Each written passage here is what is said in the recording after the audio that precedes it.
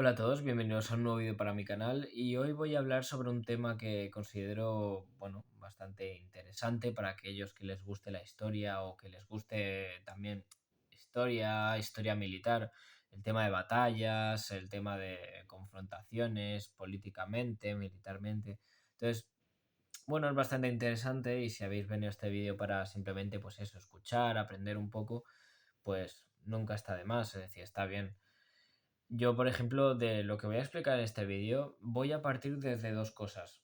El conocimiento que ya tengo en este tema, porque pues por motu propio pues, me ha dado por investigar, pues mira esto, lo otro, y también parte es de un documental que vi de un historiador muy famoso, que ahora no me acuerdo cómo se llama, que es español, que habla muy bien y explica muy bien las cosas y estuvo haciendo un programa de 2 horas o así hablando de las últimas ofensivas de la Wehrmacht. Entonces, basándome un poco en eso y en lo que yo ya sé, pues más o menos voy a explicar un poco lo que va a pasar en este vídeo. Bueno, a ver, vamos a empezar. Se trata de cómo estaba Alemania y qué decisiones tomó en 1945. A ver, una cosa muy importante es que Alemania no tenía muchos recursos naturales que le pudiera servir para una guerra. Es decir, por ejemplo, una cosa muy importante en la guerra es el petróleo. ¿Cuál es el problema de Alemania? Que no tiene petróleo. ¿Y cuál es un problema más grande aún? Que cuando el Tercer Reich en 1942 ocupa toda Europa, el petróleo de Alemania salen de los pozos petrolíferos de Rumanía. ¿Y cuál es el problema en 1945? Que Rumanía ha caído sobre las manos, sobre las garras de la Unión Soviética. Por lo tanto, Alemania ha perdido muchísimo petróleo. Y el único petróleo del que dependen es el petróleo húngaro, el petróleo de Hungría. ¿Cuál es el problema? Que los rusos precisamente se estaban acercando por el frente oriental hacia Hungría, que casi habían prácticamente conquistado la mitad de Polonia, de la Polonia me refiero alemana. Y bueno, a ver, es una cosa bastante complicada, se le jode mucho a Alemania porque en temas recursos naturales los más importantes están a manos de los soviéticos. Y también es verdad, una cosa importante que hay que destacar es que en 1945, más o menos los últimos años de la guerra, básicamente la producción alemana de armas, de tanques, llega a su pico más alto. Es decir, ¿qué es lo que pasa? Que Alemania sabe perfectamente que si no se pone las pilas va a perder la guerra. ¿Qué es lo que hacen? Pues se ponen a producir un montón de armas, un montón de tanques en masa. Hacen una producción en masa. ¿Y cuál es el problema de cuando tú haces producción en masa? Que sí, que a lo mejor haces, yo qué sé, 1 millón de Mauser, de fusiles Mauser, pero no es lo mismo hacer 1000 de una calidad muy buena que 1 millón de una calidad pésima. Y el problema que haya tenido Alemania es que todos esos tanques, pues da igual que sean Tiger, que sean Panzers, que sean cualquier cosa, cualquier modelo de tanque, aviones igual, los Stuka y todo eso, bombarderos que tengan, y fusiles, como mencioné antes, pues no es lo mismo que tengan un metal, que tengan un acero muy resistente, los fusiles que tengan buena calidad, que puedan disparar bien, que no se encasquille el casco de la bala. No es lo mismo eso que tener armas de mierda y que los soldados vayan pues prácticamente a una carnicería. Pero bueno, tampoco se le puede culpar porque Alemania en aquel momento ya estaba en sus últimas. También otra cosa muy importante es que al fin y al cabo el problema que tiene Alemania es que los soldados, más o menos a la Unión Soviética, cuando empieza la Operación Barbarroja, envían entre 2, 3, 4 millones de soldados. Estos soldados, a medida que van luchando, que van avanzando, y no solo los que van a Rusia, sino también los que han luchado en el frente occidental, pues conquistando Francia, conquistando Noruega, conquistando Dinamarca, conquistando Holanda, Bélgica, de todo el rollo, todas estas tropas van ganando un montón de experiencia en los combates. ¿Qué es lo que pasa en el último año de la guerra? Que todos esos soldados, o prácticamente la mayoría de esas divisiones, están totalmente aniquiladas. En el frente occidental más o menos todavía siguen quedando, porque sabemos que en 1940, perdón, en 1944 los aliados hacen el desembarco en Normandía y a partir, digamos, de la zona del norte de Francia consiguen empezar a hacer recular a los alemanes hasta que consiguen liberar París. Pero, ¿cuál es el problema? Que, claro, en el frente oriental le están pegando una cantidad de hostias a Alemania que no saben ni por dónde le vienen. La mayoría de soldados alemanes que tenían experiencia, la mayoría están muertos. La mayoría de las unidades de élite están totalmente aniquiladas, han muerto en el frente oriental. Porque más o menos una cosa que quiero que tengáis en cuenta es que muchas veces en las películas, evidentemente, ¿qué hacen los americanos? O nosotros somos los héroes, nosotros hemos conquistado Alemania, siempre remarcan el desembarco de Normandía, que si la liberación de París. Pero yo os voy a contar la realidad. Y es que las unidades de verdad, las unidades fuertes, estaban en Rusia. Estaban luchando en el frente oriental. Lo que había defendiendo Normandía y lo que había defendiendo París y defendiendo la mayoría de ciudades eran la mayoría ancianos y niños. Ancianos y niños. En niños no me refiero de 12 años, niños con 18 19 años. Chavales que se acababan de alistar y no tenían ningún tipo de experiencia militar. ¿Qué es lo que pasa? Que las unidades con las que se toparon los Estados Unidos, Canadá y Francia, bueno, lo que quedaban de los franceses en Normandía, era una defensa pésima. Gente que no tenía prácticamente experiencia y, como he dicho antes, iban con fusiles que se habían producido en masa y eran de una calidad pésima. ¿Cuál es el problema del frente oriental? Que los soviéticos siguen avanzando y Stalin sigue mandando millones y millones de soldados a la muerte, pero a cambio, como resultado, siguen haciendo recular a los alemanes y eso mete a Hitler en un aprieto muy gordo. Porque en el Mein Kampf, precisamente Hitler, una de las primeras cosas que dice es: no quiero tener una guerra por dos frentes.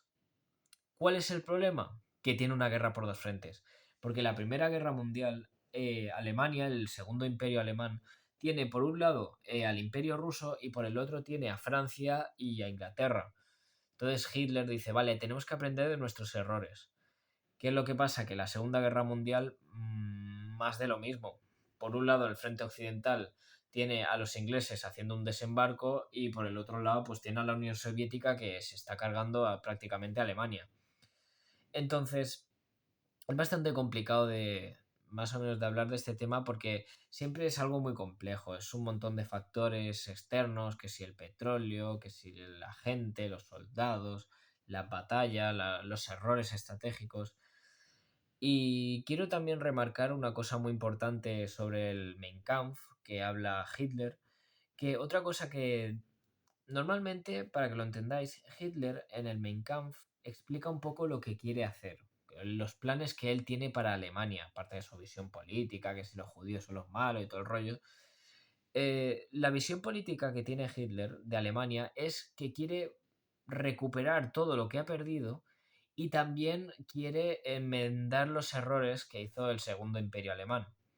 Por ejemplo, ¿qué hizo el Segundo Imperio Alemán? En la Primera Guerra Mundial, en 1918, por el frente occidental, Alemania ya estaba totalmente desgastada, pero los aliados, que en este caso era la Triple Entente, como había llegado Estados Unidos a su lado, ya en 1917, fue como una especie de recarga nueva que consiguió que hicieran una última ofensiva hacia Alemania y romper, digamos, las líneas alemanas y penetrar en territorio alemán. Es decir, que en 1918 Alemania ya no estaba que se aguantaba. ¿Y qué pasa? Que los aliados consiguieron meterle un buen golpe y enviarlo a su propio territorio. ¿Qué es lo que pasa? Que el Kaiser, al ver que habían conseguido penetrar en Alemania, se cagó y dijo, firmamos un armisticio, nosotros ya no podemos más y ya está. Pues, ¿qué tiene que ver esto con lo que he dicho antes? Pues que mientras el Kaiser Guillermo II, se cagó en 1918 y firmó el armisticio, Hitler deja claro una cosa, y es que Alemania no va a capitular. Jamás. O sea, Para que Alemania capitule, Alemania tiene que estar en cenizas. Tienen que dar lo mejor de sí y luchar con su propia sangre. De hecho, a ver, tampoco hace falta ser muy inteligentes. Sabemos que en la Segunda Guerra Mundial lo que ocurre es que la Unión Soviética, para poder, digamos, hacer que el Reich cayese, tuvieron que primero que llegar a Berlín, conquistar Berlín y tercero que Hitler se suicidase.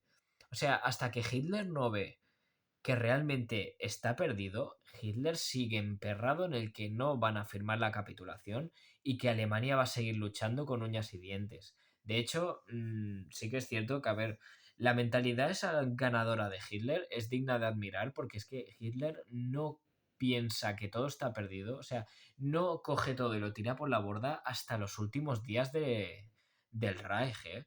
O sea, a lo mejor estaban en, Hitler se suicidó el día 30 de abril de 1945. Pues el día 21 de abril, 9 días antes, Hitler ya estaba pensando una ofensiva y estaba pensando que Alemania iba a ganar la guerra, iba a remontar. Pero claro, era evidente que muchos generales se fueron. Es decir, ya eso se notaba que no se aguantaba. Pero bueno, de eso ya hablaré más adelante. Quiero hacerlo un poco más, que esté un poco más estructurado. Estoy haciendo pequeños comentarios para que entendáis el contexto, pero quiero también un poco hacerlo estructurado para que la gente no se haga la picha un lío, pero ahora pasa esto, ahora lo otro, ahora no sé qué.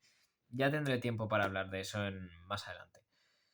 Pues bueno, como os he dicho la situación, los rusos están cerca de Budapest, en Hungría, y he dicho que Alemania depende del petróleo húngaro para seguir manteniendo un poco a flote, porque Hungría no tiene tanto petróleo, pero para mantener un poco a flote, digamos, las operaciones militares. Por el lado occidental tenemos a los Estados Unidos, los ingleses, los canadienses, que han conseguido conquistar, recuperar, liberar Francia, como lo queréis llamar, y los tienen chispa chispa cerca de Alemania. Entonces, el Hitler planea dos ofensivas muy importantes que de hecho vosotros busquéis en Google mayores ofensivas de Alemania en 1945 y os saldrán esas. La primera es la ofensiva de las Ardenas. No sé si alguno que se haya visto un vídeo que saqué una vez, bueno, de los primeros vídeos que saqué, que era sobre la invasión de Alemania a Francia en 1940. En 1940, los alemanes atacaron Francia pasando por Bélgica, como hicieron con el Plan Schlieffen en la Primera Guerra Mundial, pero lo hicieron por el bosque de las Ardenas, ¿vale? Así es como consiguieron conquistar Francia en 1940. Pues en 1945, no, perdón, a finales de 1944, en diciembre, hacen la ofensiva de las Ardenas por el mismo bosque. ¿Y qué pasa? Que al principio es un éxito rotundo porque de hecho consiguen hacer muy buenos avances. Ahí Alemania todavía tiene la esperanza de salvarse, pero ¿cuál es el problema? Que Alemania, como os he dicho, depende del combustible húngaro y Hungría no tenía tanto combustible como para poder, digamos, suministrar a todo el gran ejército alemán, todas las SS, las SA, bueno, las SA no, pero las SS, la Wehrmacht, todo esto, en un ejército tan grande con tantos tanques, tantos aviones, era muy difícil de suministrar. ¿Por qué digo esto? Porque aunque la ofensiva de las Ardenas en diciembre del 44 fue un éxito al principio, los tanques alemanes se quedaron sin combustible. Se quedaron sin combustible y ¿qué hicieron los aliados? Con su propio combustible llenaron los tanques alemanes y los usaron en contra de los alemanes. Es decir, pasó de ser una operación exitosa o casi exitosa a ser un completo desastre. Eso por el lado occidental, que ya prácticamente los aliados, a ver, no llegarían hasta Berlín, pero se plantarían, ya habrían conquistado ciudades muy importantes de Alemania y le habrían quitado más recursos más importantes. Yo hablo ahora en 1945, tampoco me voy a extender mucho. Luego tenemos el frente oriental, que era el que Alemania, como os he dicho antes, le daba más prioridad y donde estaban las mejores unidades y donde estaba todo lo mejor de Alemania. Y entonces allí, justo allí, se produce un asedio en Budapest. Los soviéticos hacen un cerco en Budapest, rodean la ciudad y los alemanes tienen que ir a salvar la ciudad, porque si cae Budapest, cae Hungría. Esto es bastante similar a la batalla de Stalingrado, porque cuando Alemania está en la Operación Barbarroja y entonces está el grupo de ejércitos norte que va a atacar a Leningrado, el grupo de ejércitos centro que va hacia Moscú y luego está el grupo de ejércitos sur que va hacia Kiev y una vez conquistado Kiev se dirigen hacia el Cáucaso. La zona del Cáucaso era precisamente para el petróleo. Pero antes de llegar al Cáucaso, a los pozos petrolíferos, primero tenían que pasar por Stalingrado. Y entonces, ¿qué pasa? Que el sexto ejército alemán y no sé si era el 23 ejército alemán, que estaba dirigido por el general von Manstein, me parece que era Manstein, o si no era Manstein, ahora no recuerdo, creo que era Manstein.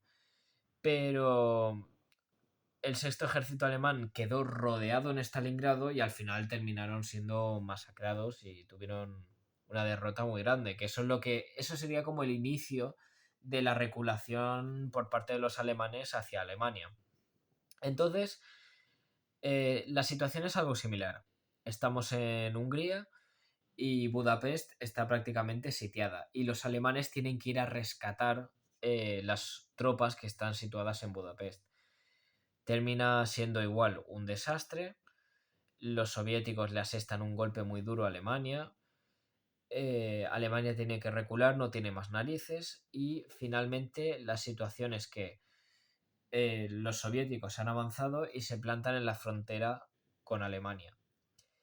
Una pregunta muy sencilla. ¿Por qué los soviéticos llegan antes a Berlín que los americanos? Muy sencillo, porque si vosotros miráis un mapa de Alemania, Berlín está arriba a la derecha. Es decir, Berlín estaba más cerca del frente oriental que del frente occidental. A ver, también digo una cosa. Los americanos y los ingleses y los franceses al lado del ejército alemán no tenían ni media hostia.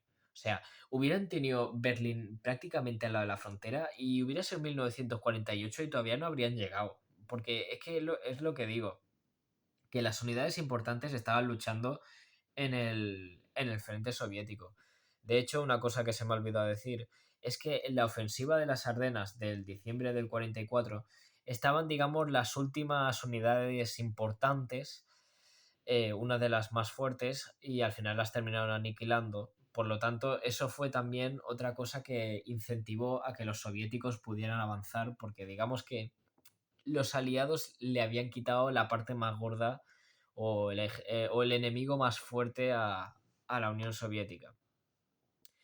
Pues así están las cosas. 1945, los rusos están prácticamente en Alemania y los americanos y los ingleses y los canadienses y los franceses también, por el otro lado.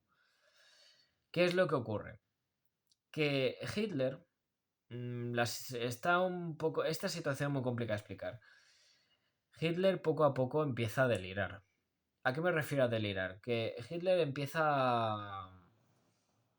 le empieza a ir mucho la olla. Porque ve como todo lo que él ha construido durante desde 1933 que llega al poder hasta 1945, pues van 12 años. Claro, Hitler ve como en 12 años todo lo que ha conseguido montar, un sistema político, sistema económico, relaciones públicas, conquistado toda Europa. Claro, ve que todo eso se le está cayendo y empieza a delirar. Es decir, empieza como se le va mucho la olla, empieza a decir, tenemos que hacer ofensivas, hay que atacar. Porque, antes de que siga, una cosa muy importante es que cuando nosotros vemos vídeos del mapa de Europa en 1945, nosotros vemos que los soviéticos y los aliados hacen ¡pam! Y entonces la gente dice, ah, no, vale, es que Alemania no hizo nada. Al contrario, Alemania, los alemanes no pararon de luchar y de hacer ofensivas hasta el último segundo. O sea, hay varias estrategias de guerra. Están las defensivas, que son plantarse y entonces que el enemigo ataque y ya depende de si es un éxito o no, consigues defender la posición o tienes que recular un poco. Y luego están las ofensivas, que es como decía Napoleón, ¿cómo era? no hay, ¿cómo era? Un mejor ataque es una buena defensa. No, perdón, una buena defensa es un mejor ataque o algo así. Lo que se es que no recuerdo exactamente. Básicamente lo que se refería a Napoleón es que si no hace falta plantarte y defender, sino si tú vas atacando, no permites que el enemigo te ataque a ti, porque tiene que defenderte. Por lo tanto, eso es lo que más o menos Napoleón se refería. Y que esa doctrina es la que toman los alemanes hasta el último segundo. Es decir, nada de plantarse, nada de defender, atacar, ofensiva, ofensiva, ofensiva y ofensiva.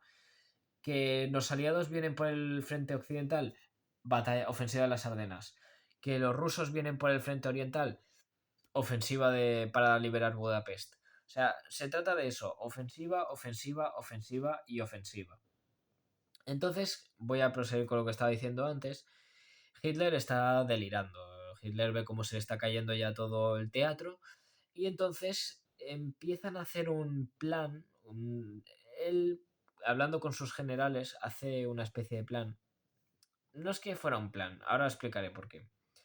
Que la idea era que parasen a los americanos que estaban entrando por el Elba y se suponía que el general Félix Steiner, tenía que hacer un contraataque para que pudiera, digamos, quitar la presión sobre Berlín, porque los rusos estaban muy cerca de Berlín y la idea de este plan era que Steiner flanquease a las tropas rusas, las aniquilase y entonces así le dejase un poco de margen a la ciudad para reorganizarse y entonces se lo ponía a remontar.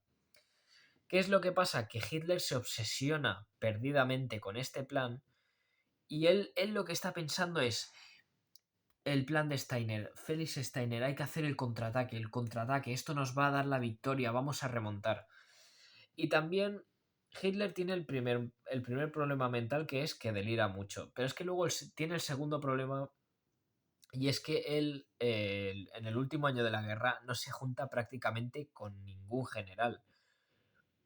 Se junta con los cuatro que quedan. ¿Por qué?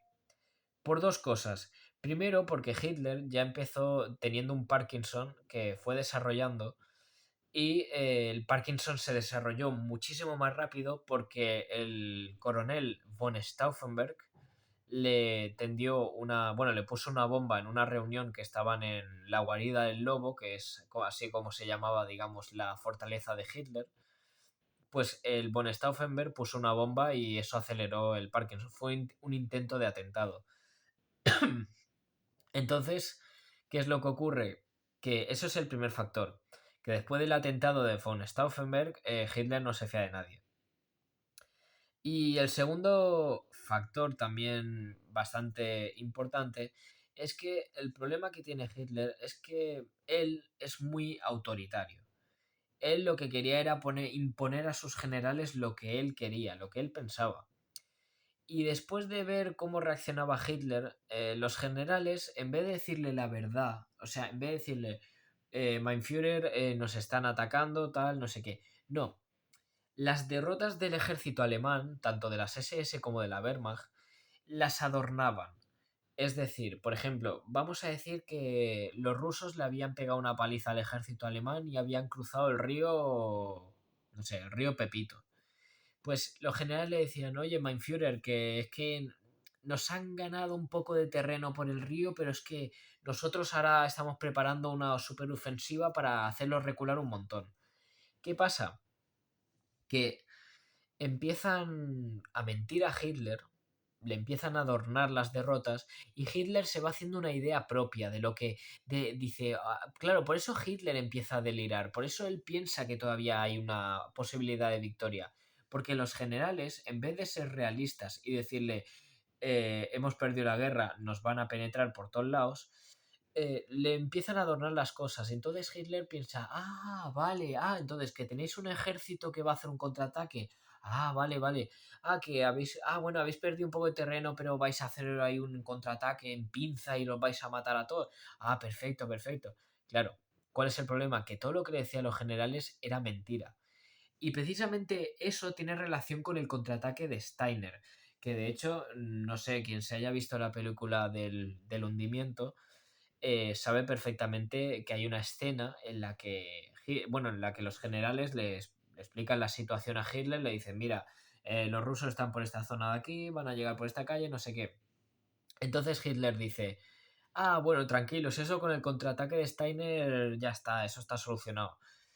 Y ahí es el momento, que eso es un famoso momento, o sea, esto no es que haya salido en la película del hundimiento, que la recomiendo mucho.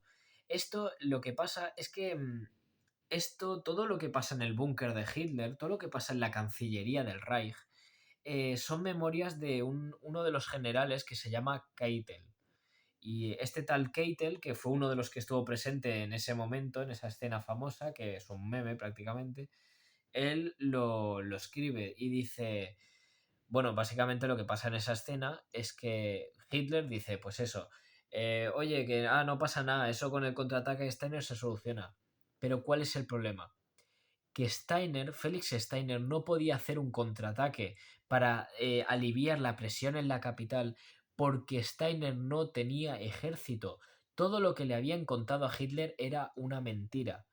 Y en ese momento le dicen, oye, Mein Führer, que Steiner no tiene la suficiente fuerza, por lo tanto no puede hacer ese contraataque y total, bueno, al final el mismo Steiner se niega a hacer esa ofensiva y entonces Hitler pues se cabrea, se cagan los muertos de sus generales y en ese momento es bastante importante porque es uno de los momentos en los que Hitler empieza a ver que la guerra realmente está perdida. Entonces, con este panorama ya los soviéticos empiezan a empujar, empujar, empujar, empujar, consiguen rodear Berlín y entonces aquí hay una pregunta un poco que no tiene mucho que ver, pero es un tanto interesante. Y es que Stalin simplemente, o sea, Stalin podía perfectamente haber tomado Berlín muchísimo antes. Bueno, muchísimo antes, a lo mejor un mes antes. Pero Stalin quería, digamos, rodearlo, quería capturarlo, quería entrar en la Cancillería, quería llegar al Reichstag y plantar la bandera de la Unión Soviética. O sea, básicamente quería hacerlo por un motivo simbólico, simplemente porque resulta que un día cercano a cuando Alemania capituló, me parece que era un día especial para, digamos, lo que son los comunistas, para el proletariado, y entonces dijeron, pues vamos a hacerlo simbólicamente. Pero bueno, es una cosa aparte como dato. ¿Qué es lo que pasa? Que los rusos consiguen entrar en la ciudad de Berlín y el problema de los alemanes es que, claro, el ejército alemán, ¿qué queda en Berlín? Nada, 300.000, 400.000 soldados, lo que queda, lo que ha aguantado, los soldados que han aguantado esa reculación todo, desde que llegan hasta Moscú hasta que los empujan hasta Berlín, pues eso es lo que queda en Berlín. De hecho, la situación era tan extrema que se tuvo que crear lo que se llama el Volkssturm, que el Volkssturm, Volk significa el pueblo y Sturm es tormenta, tormenta del pueblo. Pues el Volkssturm eran gente que eran veteranos de la Primera Guerra Mundial, que tendrían 40, 50 y 60 años, cogieron fusiles y se fueron a defender Berlín. De hecho, se sabe que hubieron hasta niños que estaban defendiendo Berlín. Claro, la situación era desesperante. O sea, tienes a los americanos por un lado y encima tienes a los soviéticos en tu misma ciudad. Entonces, pues así se va desarrollando la batalla de Berlín. Calle por calle, pues se van matando y de hecho en los primeros días mueren casi 200.000 alemanes. Y entonces, a medida que van entrando los rusos en Berlín, la mayoría de generales y la mayoría de ministros que tenía Hitler, mmm, está mal decirlo de esta manera, pero lo traicionan. No es que lo traicionen como tal, pero la mayoría se baja del barco. O sea, hasta ahora eran los más nacionalsocialistas, eran los más, oh, madre mía, Mein Führer, pero cuando ven que están en Berlín, los rusos, la mayoría se bajan del barco y cogen un avión y se escapan de Berlín. Que tampoco les sirvió de nada, porque a la mayoría de ellos los terminaron enganchando y la mayoría fueron ejecutados en los juicios de Nuremberg. Pero da igual, la mayoría es lo que digo, se despidieron de Hitler y dijeron, lo siento, pero me marcho. Entonces, solo quedaron muy pocos generales como Jodl, Keitel, Burgdorf y en algunos otros generales que también se conocen. Y pues con esos generales fueron los que con los que Hitler fue tirando. ¿Y qué pasa? Que como eran tan pocos, pues a ti te asciendo ahora esto, a ti te asciendo lo otro, ahora tú vas a ser el comando de la defensa, el comandante de la defensa de Berlín, ahora no sé qué, a ti te destituyo. De hecho, la cosa estaba tan mal que todo aquel general y todo aquel soldado que desertase, Hitler dio la expresa orden de fusilarlo. De hecho, una cosa también muy importante es que Hitler dio la orden de fusilar a todo aquel general que no cumpliese las órdenes. Es decir, por ejemplo, si Hitler decía que yo qué sé, la novena división Panzer tenía que defender el punto A, tenían que estar en el punto A. Es que Mein Führer, es que me van a destrozar el ejército, es inestable, no sé qué, me da igual, hay que defender el punto A. Si ese general hace que sus tropas se desplacen hacia otro sitio que no sea el punto A, ese hombre será fusilado por alta traición. Y así funcionó. O sea, lo que hizo Hitler, bueno, siempre digo Hitler porque él es el líder, pero me refiero en sí Hitler y sus más allegados. Cualquiera que hiciera algo que Hitler no autorizaba era motivo de alta traición y por lo tanto motivo de fusilamiento. De hecho, en Berlín, que hay películas que lo retratan bien, habían gente que estaba colgada en los faroles, gente que estaba en el suelo porque habían sido fusilados, es decir, había de todo. Y entonces, a medida que se va desarrollando, los generales que quedan le dicen, Hitler, vete de Berlín porque vete porque vamos a perder. Y Hitler dice que yo me voy a quedar en Berlín. Si Berlín cae, yo caigo con ellos. Y entonces, pues van pasando los días, Berlín poco a poco va pasándose al ejército rojo, va pasando a la Unión Soviética y hablan con Hitler de una posible capitulación. ¿Qué es una capitulación? Pues que yo firme un tratado de paz, no rindiéndome, podría ser rindiéndome al país enemigo diciendo ya está, ya con esto ya no podemos más. ¿Qué pasa? Que como os he comentado antes en el vídeo, Hitler no quería, digamos, cometer lo mismo que hizo el Kaiser en la Primera Guerra Mundial, que era firmar el armisticio a la mínima. Entonces Hitler, como os he dicho, seguía emperrado de que hay que defender Berlín y jamás nadie va a capitular. Aquí nadie va a capitular. Hay que seguir luchando, luchando, luchando. Y por lo tanto, pues así se hace. Sí que es cierto que fue una decisión jodida porque eso jodió a muchos civiles, porque claro, imaginaos ser un civil en Berlín, en medio de ahí de los disparos y eso, pues jodió mucho. Y es lo que digo, Hitler seguía emperrado hasta que finalmente ya sí que es cierto que la cosa ya no se aguanta. O sea, hay un momento en el que los soviéticos llegan a 40 metros de la Cancillería del Reich, de donde estaba Hitler. Claro, ya esa situación era inaguantable. Y entonces es cuando ocurre la famosa escena que a ver, no es una escena, pero yo digo, eso para mí es un mito, para mí. Cada uno tiene sus conclusiones. Pero pasa el momento en el que Hitler se suicida junto a su esposa iba a decir, Eva Braun. Se suicidan, se toman una pastilla de cianuro y se pegan un tiro en la cabeza y bueno, se supone que ahí ya en ese momento, claro, si el Führer no está, si la cara visible de Alemania, la cara que todavía por la que luchamos, por la cara que nos inspira a seguir adelante, no está, ¿qué hacemos?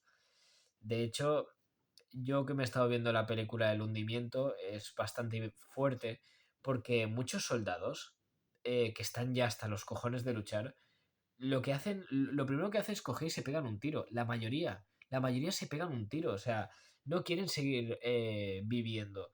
Si el Führer no está para comandarme y encima los soviéticos nos van a capturar, me pego un tiro. Eso es lo que hacen muchos soldados. De hecho, el ministro de propaganda del Reich, que era Joseph Goebbels, estaba en el búnker junto a su esposa y tenían, no sé si eran 8 o 9 hijos. Pues Goebbels, su esposa y sus 9 hijos se suicidaron. Todos. todos se suicidaron. De hecho, Goebbels fue uno de los más leales a Hitler hasta el último día. Hasta el último día se quedó en la Cancillería del Reich junto a Hitler. Y cuando el propio Hitler le dijo, oye, Goebbels, vete de Berlín porque te van a capturar y te van a hacer perrerías. Pero él no, él siguió y fue uno de los más leales. Y como el ejemplo de Goebbels puedo poner miles de más. O sea, todo el mundo, la mayoría se suicidaron. Luego están otros, como por ejemplo Heinrich Himmler, que era el jefe de las SS, el Reich, el SS Reichsführer, el segundo al mando después de Hitler. Pues él prefiere, digamos, tener una reunión privada con Montgomery, con el general Montgomery, para ver si podía firmar la paz, pero Hitler lo niega, o sea, deniega totalmente esa petición diciendo, este tío también es un puto traidor, esto tenemos que seguir luchando, no vamos a firmar la capitulación.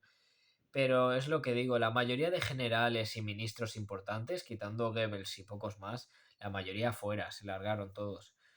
Traicionaron a Hitler, es decir, eso es normal. Un imperio cuando está en su auge, es cuando más unidad hay, porque claro, oh, victoria, somos los mejores. Pero cuando todo se acaba, cuando todo se cae, la gente se va al final. La gente te traiciona. Y es prácticamente lo que pasó con el Reich. Cuando el Reich en 1942 estaban prácticamente a 14 kilómetros de Moscú, habían derrotado a los franceses en una semana, la mayoría de los países estaban totalmente aplastados por Alemania, claro, todos estaban más unidos que nunca, pero claro, ya la situación tan crítica no permitió que esa unidad siguiera prevaleciendo. Y entonces, tras el suicidio de Hitler y tras el suicidio de la mayoría de gente, finalmente los soviéticos se hacen con Berlín y no tienen más cojones que firmar la capitulación de Alemania.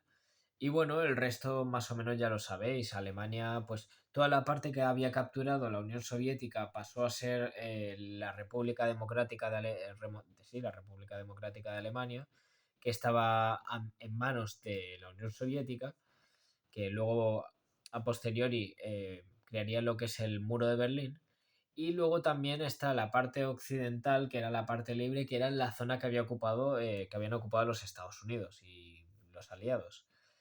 Y bueno, hasta el momento en el que el muro de Berlín cae y se hace una unificación de Alemania. Pero esto creo que es bastante importante explicarlo porque es lo que he dicho antes. La mayoría de gente ve en el mapa que a Alemania le hicieron así y ya está, pero es más profundo, hay que hablar más en concreto. Porque es lo que os digo, Alemania seguía la doctrina de ofensivas. O sea, nosotros no vamos a defender, nosotros vamos a atacar, que es el dicho que he dicho de Napoleón, de que creo que era un mejor ataque es una buena defensa es un mejor ataque y eso, no me acuerdo ahora cómo es. Pero es eso, recomiendo mucho la película del hundimiento porque prácticamente refleja muy bien, digamos, lo que he estado explicando. A ver, más o menos se enfoca más en lo que es la Cancillería del Reich y lo que pasa ahí, pero es como más eso, más personal, no es político, no es militar. A veces hay escenas en las que hay gente ahí matándose con ametralladoras, pero más bien es para la gente que le interesa un poco saber qué pasaba en ese búnker. Todo eso salen del diario del general Keitel. Y bueno, es más o menos eso de lo que trata el último año del Reich. Hicieron para resumirlo todo, todo lo que he explicado es eso. En las Ardenas, en 1944, en diciembre, hacen una última ofensiva, que es un desastre y consiguen entrar en Alemania. En Budapest, igual, hacen una última ofensiva, pero sigue siendo un desastre y entran en Alemania. Y luego, pues, la batalla de Berlín. Pero bueno, al final es eso, Alemania tampoco contaba con muchos recursos naturales. A lo mejor si Alemania hubiera contado con mucho petróleo, pues perfectamente podrían haber derrotado a la Unión Soviética. Entonces, claro, es algo que... El problema es que son hipótesis. El problema de la historia es que es muy compleja. O sea, en el colegio normalmente nos lo enseñan así muy objetivo. Pues pasa esto, pasa esto, pasa esto. Pero claro, es que dentro del pasa esto está, pues también pasó esto, pero es que claro, también había esto, porque entre estas dos personas pasaba esto. Es muy complejo. Entonces, hacer una hipótesis de, por ejemplo, ¿qué hubiera pasado si la Unión Soviética no hubiera atacado a Alemania? A ver, no lo sabemos tampoco. De hecho, mi hipótesis, que ya la expresé en otro vídeo, es que precisamente la Unión Soviética lo que estaba esperando era que los países europeos se pegasen entre ellos y cuando Europa estuviera hecha una mierda, apareciesen ellos y tomasen las cenizas de Europa. Pero bueno, son hipótesis al fin y al cabo. Y bueno, dicho esto, espero que os haya gustado el vídeo, espero que os haya servido un poco más para situaros en cómo estaba Alemania en 1945, en la situación y todo eso. Y bueno, nos vemos en el próximo vídeo y adiós.